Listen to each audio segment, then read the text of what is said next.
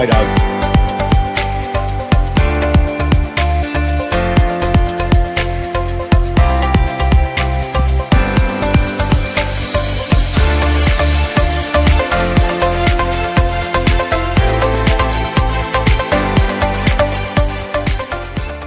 Well, good morning, good afternoon, everybody, and welcome in from across the continent for another super exciting Exploring by the Seat of Your Pants broadcast. As many of you will know, this is February. This is our whole month dedicated solely to the most amazing women in science and exploration on planet Earth. We have kicked out all the dudes, except for Joe and I hosting, to bring you stories on earthquakes and space and robots and all sorts of cool things. It's just been an absolutely wild ride. Thank you for being a big part of it. And as you may know, everything we do is on our YouTube channel. So you can check out this program like 3 years down the road. You can check out all those other talks. They're all right there. I'm going to cover the housekeeping note first because I get way too excited about these programs and then I forget to do my actual job. So in between our talk and Q&A today, we are going to have a little Kahoot quiz. 4 questions, test your understanding, have some fun. So feel free to pull up that game pin below so you can join us in a little extra interactivity. Now, I'm particularly excited of all the broadcasts you could have joined for that you're here today. Today, this is our 5th of 5 programs. We've been on the ocean. I was in Zambia and India earlier today. My colleague was in Kenya. We've had the craziest programs on lions and hornbills and filmmakers and lions and tigers and bears. Oh my, it's just been such a great day. But we are wrapping up in style with my favorite topic, which is Sharks 101 with Carlee Jackson. I was just showing this before we went live. I was a shark-obsessed kid. When I was the age of our students today, I had my mom quiz me on the Latin names of sharks because that's how much of a nerd I was, and it was the best, and I still remember half of them. So any chance we get to talk about these incredible creatures, I am always thrilled. So today, we're going to do a bit of a Shark 101 thing. We're going to cover all the basics. And then if you have questions on anything you ever wanted to know, Carlee is the ultimate guide. She is a science communicator extraordinaire. She's written 2 children's books. She goes on adventures all over the world. And she's the best person we've ever had on in talking about these incredible animals. So without further ado, it's not about me. I'm going to zip it. Carlee, welcome back to the broadcast. Thanks for saying yes. And unmute your mic. Come join us and let's do this thing. Yes. Hello. Yes, I'm so excited to be back here with you, Jesse. It's been a while. Yes. You look cooler. I think I look cooler. We both look, we've aged gracefully really well. Yeah. Yes, we really do. Like fine wine. There we go. Yes. I know you've got a lot to share with us. So if you want to bring up your presentation so we can dive in. As you're doing that, I'll just note that I should have brought up the website for this. Carlee's one of the leads at Minorities in Shark Science, which is one of the coolest organizations of all time. They do such incredible work to showcase more incredible people like Carlee around the world in their work to highlight cool creatures. So I'll make sure all of you have that link at the end as well. But Carlee, it looks like we're good to go. You're in. Let's take us away and do this thing. Awesome. Everyone can still hear me, correct? You are perfect. I know you can't see us, but you're glorious. Okay. Perfect. Awesome. All right. So I'm really excited to be here with you all and tell you all about my favorite animals ever, sharks. I'm going to give you a nice little crash course on sharks, and then I'll be around to answer all of your questions on sharks. So again, my name is Carlee Jackson. I am the Director of Communications for a nonprofit called Minorities in Shark Sciences. And essentially our mission is to increase access to shark sciences to everyone because it is a hard field to get into, but we took it upon ourselves to make sure everyone was able to, and be able to get the opportunity to be a shark scientist. So just a little bit about me, because I like to break the ice. Some people are like, oh my gosh, like scientists are so scary and like serious, but I'm the opposite of serious. I am very unserious. So just a little bit about me to break the ice. I'm originally from Detroit, Michigan. I currently live in Florida. I escaped the cold because I do not like being cold. I know there's a big snowstorm recently, and I'm very happy to be in Florida, even though we also did have our own little cold front. But anyway, I came down to Florida to get my bachelor's in biology at a school called Florida Atlantic University. And then I went on to get my master's at a place called Nova Southeastern University. I got my master's in marine science. I just couldn't stay out of school, but that was enough school for me. And essentially my research interests and my research areas have been in sea turtles and sharks. I always joke and tell people, well, it's not a joke, it's actually serious, but sea turtles pay the bills and sharks are the main passion. So sea turtles have always been when I've had an actual job in. So, they pay my bills. And then sharks are what I studied in school and kind of more of the research that I do on the side and what I focus on with my nonprofit. I also was an athlete. I was a swimmer, go figure. I just loved the water. I was a swimmer all the way up through college. I'm also a wife, got married about, oh my gosh, it's going to be 4 years this year in August. I'm also a dog mom. I always forget to add a picture of my pup, but my pup is the cutest.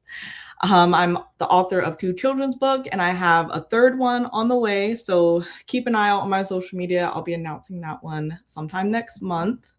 I'm also a self-certified mermaid and what I like to call a baddie biologist. So if you saw the very first picture, the title slide for this presentation, those were my nails on a shark.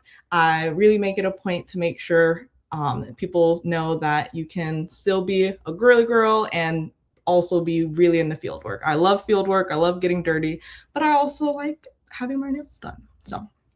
And again, I'm a nonprofit co-founder and the director of communications. So really excited to get into sharks with y'all. So a little bit about my research interests. I'm really interested in how sharks and humans interact with each other and those ecological impacts. So specifically through the practices of tourism. So there's ecotourism, provisioning tourism, when you're feeding sharks, and just all different types of tourism. And I'm really interested in how those affect sharks and their environment. And my research is focused mainly on nurse sharks, and they're my favorites. And my master's research was looking at the effects of feeding tourism in a small island in Belize called Kikolker, where they fed nurse sharks. And essentially, a lot of my research has been mostly through video data collection, so coding behavior through different videos while reviewing, using videos to determine population numbers, and also doing tagging surveys on boats where we actually sample sharks, take samples from the sharks, and tag the sharks. So we're going to get right into it, all about sharks. So the first thing that we need to know about sharks is what is a shark? What are sharks? So sharks are fish. A lot of people like to say, oh, sharks are not fish, or sharks and fish are, they're completely separate, but they're just a type of fish. So they're a very specialized type of fish. So they are very special fish, and they're in this class called chondrichthyes. So eventually, you all will learn about taxonomy and phylogeny, and we group things together based on how similar they are. And essentially, sharks, stingrays, rays, and chimeras are in this group called chondrichthyes. And what they have similar to each other is that they have a skeleton made of cartilage. So cartilage is a very light and very flexible type of bone. So if you wiggle your ears and if you wiggle your nose, those are made out of cartilage. So they're able to be so flexible because they're made out of cartilage, and that is what all sharks' bones are made out of. Cartilage. So it's not like hard bone. And then the subclass of sharks and rays, so you even get more specific, is called elasmobranchs. And that is where you get our sharks, rays, and skates. So whenever you hear someone say sharks and rays are cousins, that's what we mean. They're just very closely related to each other. And what they all have in common is that they have 5 to 7 gill slits. They have these scales called dermal denticles, which translates to teeth skin. They don't have a swim bladder like most fish. They have a very large liver instead, and they have a very special electrosensory system. That's probably what most people know more about sharks and rays, is that they have this electrosensory system. So the ecological importance of sharks. So why do sharks exist, essentially? Why are sharks important? So first off, there are over 500 different species of sharks, and that's not sharks and rays. Those are just specifically sharks. And there are just so many different types of sharks. The smallest shark is 6 inches long, and the largest shark is 40 to 50 feet, and that's the whale shark. But the average size of all sharks is anywhere between 3 to 5 5 feet. I know when you think about a shark, you think of like huge, big thing with teeth, but on average, most sharks are like 3 to 5 feet long. And then these sharks fit in all different types of ecological niches or niches, whichever one, tomato, tomato.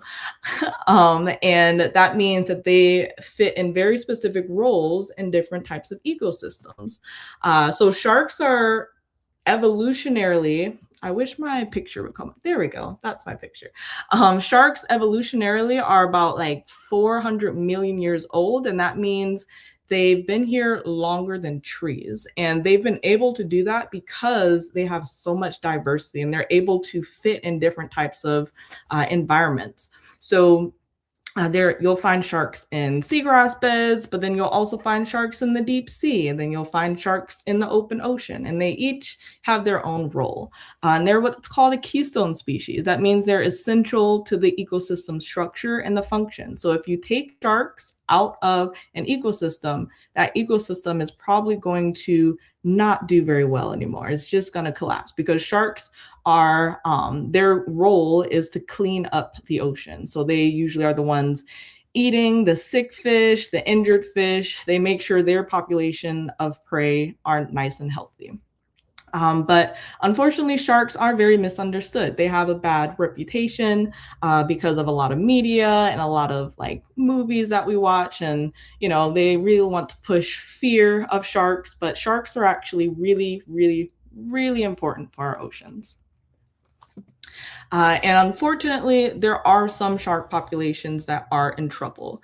And sharks are very vulnerable to what's called population decline, which means their numbers it's very easy for their numbers to go down. And that's because they're very long-lived species. The oldest shark in the world is actually the oldest vertebrate. So the oldest thing with a backbone that we've ever discovered is the Greenland shark. And they can live up to 500 years old, which is wild. And they also have a low reproduction rate, which means that it takes usually sharks around 7 to 15 years till that's when they're old enough to actually reproduce and have more baby sharks.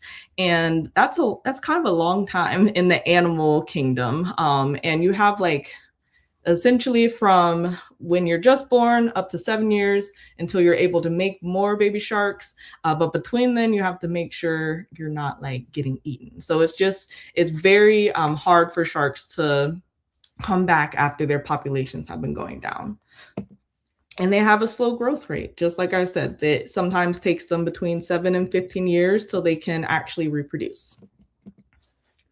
Unfortunately, it's about 30% of all shark species are classified as threatened, which means they're not, it's one step below endangered, according to the International Union of the Conservation of Nature. That's the IUCN. And over the past 50 years, they've found that there's been about a 70% decline in oceanic sharks since 1970. So those are sharks that are in the open water, not necessarily close to the coast. Then they've also found that they surveyed a lot of reefs in the ocean, so coral reefs, and they found that of 20% of those reefs, they had 0 sharks, which is really, really not good. So there are some shark species not doing the best, but there's a lot of research that's been going on to understand more about these sharks, why populations are declining, and how we can better conserve sharks and rebound those populations. A lot of those pressures on sharks are humans. Actually, all pressures on sharks are humans. So they suffer from something called habitat loss, overfishing. So fishing too many sharks faster than they can actually reproduce their population. Bycatch, which is when fishers can be targeting a certain type of fish, but they might accidentally catch a shark. And that usually happens when there's really big nets out fishing. Climate change. So our oceans are getting warmer. The chemistry of our oceans is also changing, and that is affecting our sharks, is what we're learning.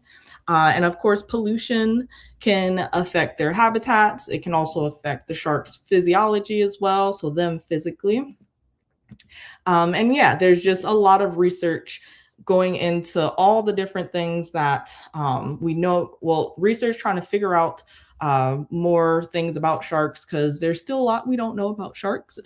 But there's a lot of different fields in shark research that exist to try and understand these different things about sharks. So this is the last thing I'll really be talking about, and then we'll get into the questions. But there are researchers who study ecology, which is the study of how sharks interact with their environment. So how do they interact with their environment, their diet, population, migration, and movement? How are they moving around? What are they eating?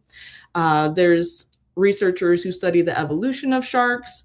So how and why do you look like that? We ask that question of the hammerhead shark a lot, because we're just like, why does your head look like that? And how did that happen evolutionarily? Like, why? And why those forms change over time. There's physiology research, so learning how the body actually works. So looking at like hormones, stress physiology, parasites, just overall health of the shark's muscles and other bodily systems. There's behavior research, which is what my research usually falls under, behavior and ecology. So behavior is, why are you doing this? So species interactions, how species feed, and also migration patterns as well. Morphology, so why are you shaped like this? So very similar to evolution, but more so like, why, like, what is the function of your shape? So like literally, why are you shaped like that? And there's a lot of research looking at the dermal denticles, so the skin of sharks. It's very specialized for each species is what we're learning. And there's also a lot of sensory research. So what types of things are affecting the sensory organs of sharks? And then there's also genetics research, so looking at how closely related populations are. There's fisheries research as well, which looks at populations, management of certain species, and different policies. So what sharks are able to be fished, what sharks should be protected or not.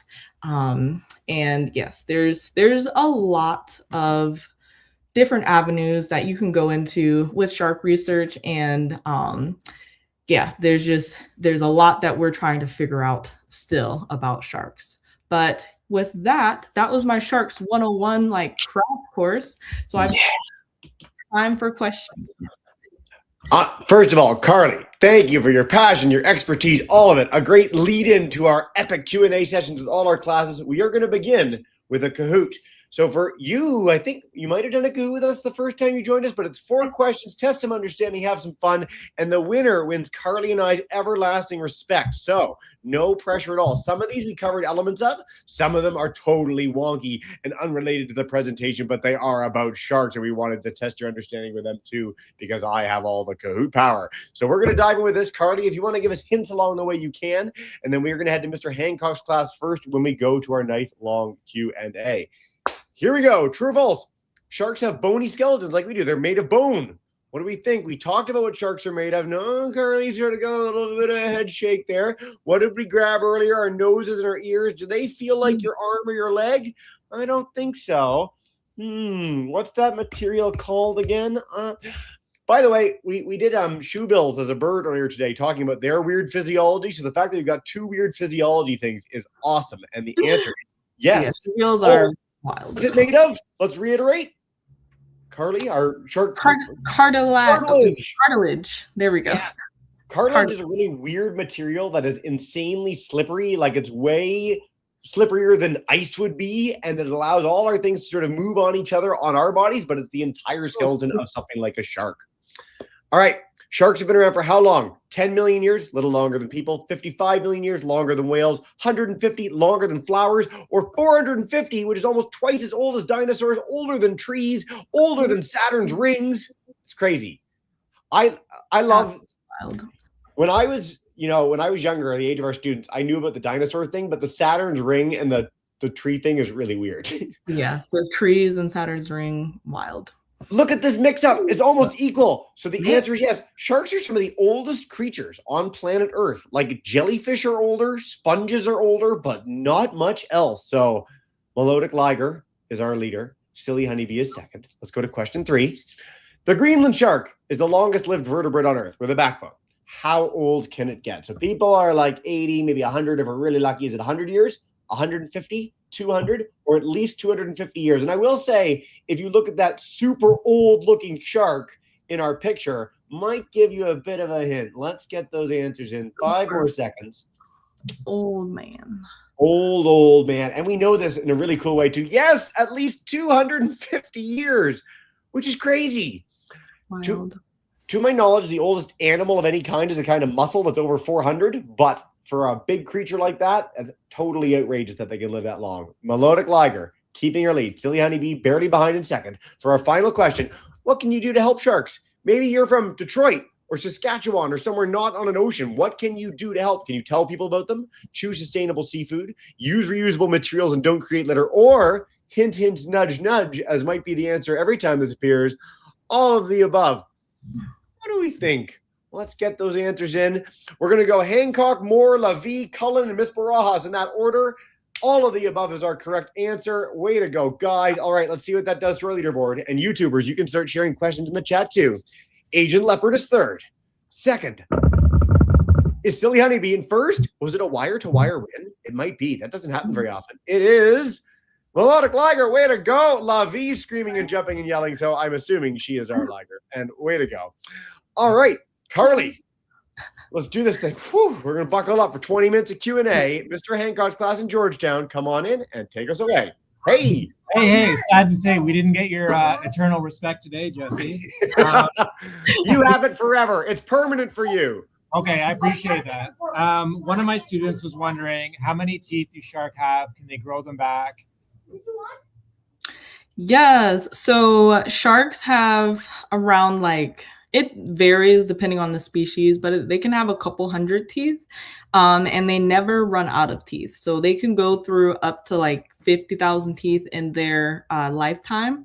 So when a shark loses a tooth, there's actually one that's waiting behind like a conveyor belt, and it just pops right back in. They lose another tooth and it pops right back in. So their body is constantly making teeth, and so they literally never run out of teeth. Since we started with teeth, I brought my megalodon tooth because it's one of my favorite objects in the world. And I want to say, when I used to work at Ripley's Aquarium in downtown Toronto, we had sand tiger sharks, big, 10 feet. And they had so many teeth that when the divers would go in the tanks, they would pick up, oh, you have one. Look at that. It's such a beautiful little tooth. Yeah, cool. So the divers would go in the tank and they'd bring out 100 teeth every time. So I got to keep a bunch of teeth. They're always losing their teeth. And there's so many. Great first question. All right, Vancouver Island, Mr. Moore's class. I know you're just audio, but come on in, unmute your mic, and you can take us away with our next question. Hey, guys, let's see. Maybe kind of, sort of. Hi! Do you have any questions for Carlee? Super excited to come to your program, Carlee and Jesse. Thank you very much. We've got a really excited group from Vancouver Island. Some of the things that we've been listening about that we're really interested about was that morphology of hammerhead sharks. We've all been curious about why their head is possibly shaped like that. You may or may not know. Carlee, what is your best guess? Yeah, so the thing that we know the most is that they use their head to hunt for their favorite food, which is stingrays. And since stingrays like to hide up under the sand, hammerheads have that long head. They are able to have that the ampullae of Lorenzi. That's their electrical sensory organ, and it is scattered across their head or on their face, and they use that to actually find the stingray. So it's like they have a giant metal detector on their face. So because their head is so long, they're able to have more of those ampullae, but we still don't really know why. When did this happen? Why? It's just all of a sudden oop, then the hammerhead appeared, and you're I love that we can both stump the expert a little, but that we have the rough idea that it probably has to do with sensing. So like we talked about owls a few weeks back, and like owls will have ears at different heights because that allows them to triangulate prey. So maybe that wide head allows them to sort of understand where things are, particularly maybe under the sand. But open question, and maybe that's why you guys got to all become shark researchers like Carlee and then go out and find out. I love it. Thanks, Mr. Moore's class. All right, North Topsail Beach, Lovey, come on in and take us away. Hey. Oh no. Oh, you're in. Wait, are you there? Maybe. Oh no. That's the first time your connection's ever failed. We'll come back. We'll see you guys in a second. We'll go to our Cullen Homeschool crew. Hi, guys. Hello. Have any sharks gone extinct I should have known? Ooh, yes. So there are some sharks that have gone extinct like more recently. Unfortunately, I believe there were some angel shark species that have gone extinct over in the Pacific. But yeah, those are some that I can think of off the top of my head is the angel shark. So they're actually like critically endangered. They're one of the most endangered species and like families of sharks is the angel sharks. And I think maybe the saw shark, something like that. But they're in real trouble. We had those at the aquarium and they're critically endangered. So there's not very many of those. I'm going to highlight for our classes too, the coolest extinct shark ever, which is Helicoprion, and everyone should go look them up. They're the freakiest, weirdest thing you've ever seen in your life, and you can't even conceive of it. So go look that up when you're done the broadcast. I promise you won't be disappointed. And another one is Megalodon. You know, everyone knows the Megalodon. Oh yeah, you had the tooth. Yeah. No but more Megalodon. There's no more. There's no more. Don't let anyone you. I know. All shark people wish there were Megalodon, but there is no evidence that they are still in our oceans, at least, 2 million years of being extinct. So I'm glad we talked about them a second. Personally, Lovey, we're going to head back to you, and then we're going to go to Oxnard and Miss Baraja's class. Come on in. Hey. Hi. How are you doing today? I'm doing very well, thank you. That's awesome. So there's two things before I ask my question. Number one. Ooh, I love your shark pen. Oh my God, I need one. Oh. And number two is we found this auriculatus tooth the day after we moved in. So yes, it was really cool. So I was wondering, I love sharks, and on our island, unfortunately, people on the island catch them and don't always do the right thing. We actually saved a shark from a fisherman 2 years ago. So what can we do to help more? Yeah, so I would say some ways that you can help sharks more is trying to tell people why sharks are important and why different reasons of why their populations are in trouble right now. So really educating people on, we can't have a healthy ocean without sharks. I think that really helps people understand more appreciation about sharks, and it keeps in the back of their head. And, maybe the next time they accidentally hook a shark, or maybe they're trying to fish for a shark, they'll think twice because they'll think about how they're taking a animal that's very important out of its ecosystem. So I think really letting people know the importance of sharks, so just more education is a really good way for you to start. Yep, no better answer than that. We get that in all our conservation broadcasts. So thank you very much for that, Carlee. Ms. Baraz, we're going to California. Come on in and take us away, folks. Hey. Why are nurse sharks your favorite shark, Carlee? Ooh. Yes. I love answering this question. Nurse sharks are probably one of the least, I guess I would say, like sharkiest sharks. Like when you think of a shark, you're not going to think of a nurse shark, right? You're going to think of like that big shark with the big fin and like gray looking, whatever. But nurse sharks are kind of like the underrated sharks, I'd say. And they're kind of like underdogs because a lot of shark scientists, honestly, like they're just like, it's a nurse shark because they're pretty common, especially in the Caribbean, and here in Florida. But nurse sharks are super like chill. Like divers like to call them the puppies of the sea. But shark researchers like me, when we actually tag sharks, or when we pull up a nurse sharks go from 0 to 100 like super quick. Like they are the angriest sharks all of a sudden when you're trying to like pull them up, and I'm like, I gotta do my science with you, and they're like, no.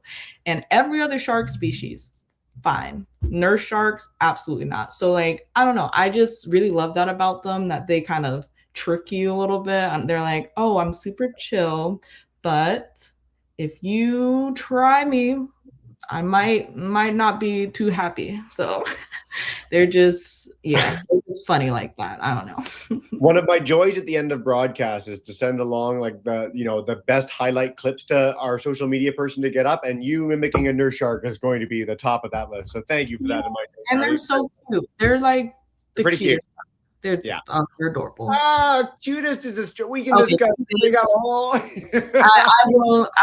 I accept that. Yeah, they're not the cutest, but one of the cutest. They're pretty great. You're the first person to pick nurse sharks as your favorite in our history, so I appreciate your big stance on that today. All right, YouTubers, we're gonna take a few from you, and then we're gonna do a whole other round. Elena wants to know, how long can a tiger shark live for? Do you know offhand? I'm not sure offhand, but I know that larger sharks like that usually tend to go up to the 40s to the 60s. I think they know a white shark that's lived up to like 80 years old. So yeah. I just Googled this because it's a tricky question. So yeah, 20 to 40 seems to be our benchmark of where we think they are. And then the bigger the shark tends to be the older they are. It's true in the animal kingdom just broadly. I love longevity questions. Thanks, guys. All right. Virginia Beach, Mr. Atkinson's class, welcome back. It's been a while since I've had you on.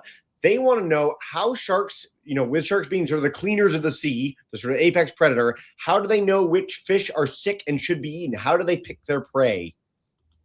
So they don't necessarily know that's a sick fish, I'm going to go for that fish. It's mostly the fish that's the easiest to catch is usually that sick or injured fish. So people don't know this about sharks. Sharks are actually really lazy. Like they will make sure they go for the prey that is the least amount of effort. Like they'll put in a lot of effort, but as long as it's not the most amount of effort. So the prey that's the easiest to catch is usually the prey that they're going to be eating. And usually the prey that's easiest to catch are those sick and injured, diseased fish.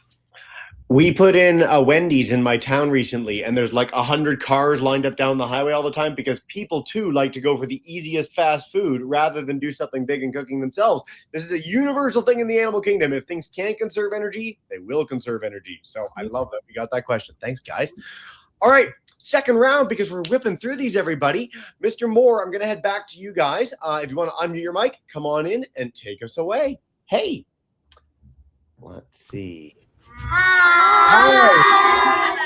Yeah, Jesse, and Carlee, we do have a couple of questions. And I know there was Lachlan, did you want to come up and ask a quick question, or you can stay there and you might have to yell a bit louder? Can you tell us more about the keystone species?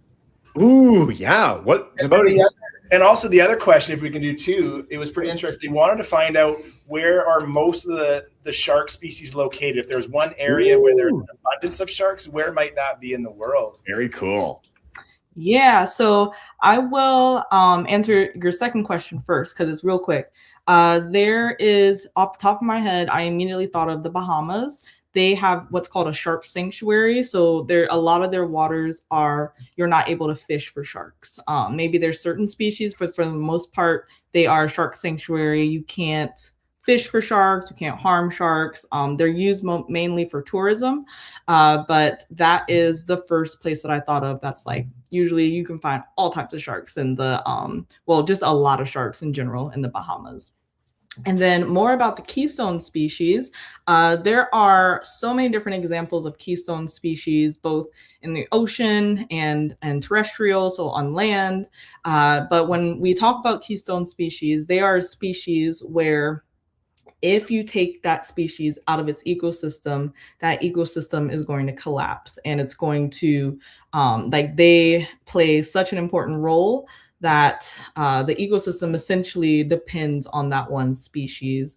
The health of that ecosystem is very dependent on that one species. So, for example, I'm thinking of actually a non-ocean example is something that we have here in Florida. It's called a gopher tortoise, and they dig burrows in the sand here, and they dig like 6-foot burrows. But when there's fires, which fires do happen here in Florida, surprisingly, especially in like the Everglades or more west, when fires happen, animals actually use those burrows that the gopher tortoises build as shelter. And even when fires aren't happening, a lot of animals use those burrows as homes. So it's like a community burrow. But if gopher tortoises didn't exist, or if there's less gopher tortoises around, less burrows, those animals are not really going to have any shelter. They're going to have to find other sources of shelter. So taking gopher tortoises out of that ecosystem that they're in, which is mainly like what we call here a xeric scrub, that would, taking those gopher tortoises out really harms that ecosystem and the rest of the animals. So it's just like a domino effect, essentially. We've actually done an incredible program on the gopher tortoise, which is on our YouTube channel. And next week, we've got a program on wolves, another example of keystone. If you're looking for keystone species, we cover them a lot at Exploring by the Seat of Your Pants because they are so important. And helping them through conservation efforts goes on to help a lot of other creatures. I'm also going to bring up a quick picture. So one of my dream dive destinations is the Cocos Islands off Costa Rica, because you can have shark pictures like this, where there's just hundreds and hundreds, if not thousands, of hammerheads. The Galapagos is also like this. So if you're keen on an epic sharky adventure, there's some really special places on planet Earth to go diving. Awesome. All right. Mr. Hankar's class had to go off to recess, so I'm going to share their question, and we'll do all our other live groups. They wanted to know, can you explain swimming backwards? Like, do sharks, are they able to swim backwards? Some can and some not? And are there any sharks that are more harmless than others? Yeah, so sharks swimming backwards, sharks are not able to swim backwards. Like, they don't really have like that capability, but there are some sharks that have, like the nurse shark, my nurse sharks, they have special muscles in their pectoral fins where they actually can like move themselves on the sand. So nurse sharks are bottom dwellers or benthic sharks. So they are always like on the bottom, under rock, something like that. So they need those strong muscles to like push themselves out of a corner, push themselves along the sand. So yeah, there are some sharks. I guess that's not technically swimming, but that's like moving backwards. Yeah, I like that your depictions of sharks throughout this broadcast have been a real gift to me. So thank you for that in my day. We're going to head to our Cullen Homeschool crew, and then La Vie, and we'll wrap up with Miss Barajas. Come on in and take us away. Hi. How long can a great white shark go without eating? Ooh, that's a good question. I actually don't know the exact number, but I know that it can be like sharks in general, once they have one really good big meal, depending on their metabolism, so how fast their body like breaks it down and like uses the food for nutrients and everything, they can go up to like a week or so without food. Some sharks will like fast for a long time, maybe when they're pregnant or right after, before they're pregnant, because right after they have the babies, they're like eating everything. But yeah, I'd say that's about average. Yeah. We got a question about this sort of thing earlier today, which is totally well, because we've never had it in our history. And I want to do a special shout out for my favorites, the snakes, because the longest we know of a big animal going without eating is over 2 years for an African rock python after a big meal, eating a deer. So that's your plug of the day. We might have to feature that in the future if you guys are going to keep asking questions about it. La Vie, we're coming to you, and then we'll wrap up with Miss Barajas' class. You guys are great. I love this. All right, here we go. Hi. Hello. So I was also wondering, we read that lemon sharks make friends. And so what's the most interesting shark behavior you've seen? Yeah, I've seen those little lemon sharks in Bimini who made friends, and it's a really cool study because they make friends as a survival strategy, right? So they make friends because you are usually stronger in numbers, right? And they usually only make those friends when they're small, because when they're small, they're still vulnerable. But some of the most interesting behavior I've seen in sharks has been actually with the nurse shark, surprisingly. Because another reason they're my favorite is because they were my first study shark. So they were the main species of my master's study. So during that study, I actually remember seeing nurse sharks rolling on their back and then like doing this wiggle dance on their back, like almost like they're scratching their back on the sand. And I was just like, that is very weird. And I remember sending that video to my advisor at the time, and he was like, I have never seen a nurse shark do that. So I was like, wonder why they're doing that. And I still wonder why they're doing that, but we can assume that there's potentially like parasites or something on their skin that might be irritating them, something in the seagrass maybe. But usually when animals are doing a behavior like that, they're trying to get something off of them. So that was like the weirdest thing, I think, or most interesting thing I've seen. I love it. I'm trying to think back to my time at the aquarium, and we had epaulette sharks, which I encourage everybody to look up as they can walk on land. So they can go short distances out of the water. They're super, super cool. That's my weirdest shark behavior that I can think of offhand. Time flies and you're having fun. We're going to do one more question and then we'll wrap up together. Carlee, Miss Barajas, come on in and take us away. Hey. Hello. I got a question. Like, can we keep sharks as pets? Good question. That is a great question. So for the most part, it's very hard to keep sharks as pets because they're very big. Most of them, I said they get between 3 to 5 feet, but that's still pretty big for an animal to have at home. That's like about your dog size, I'd say, or more. But imagine that in like a tank. You would need a really big tank. So some people do have certain shark species. There's like the bamboo shark, epaulette sharks as well.